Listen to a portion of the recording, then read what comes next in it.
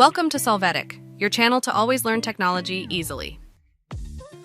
Below in the description, you will find useful links we used in this video.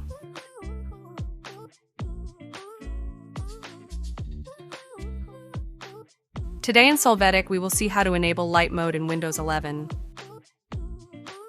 We will access the settings from the Start menu.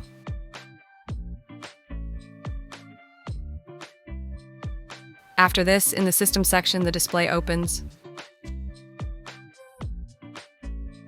Here you can activate the switch, Night Light. You can also click on this option. Now press on the button, Turn on Now. Then in the sliding bar, adjust the intensity level that you are going to use. Hey, remember to subscribe Solvetic channel.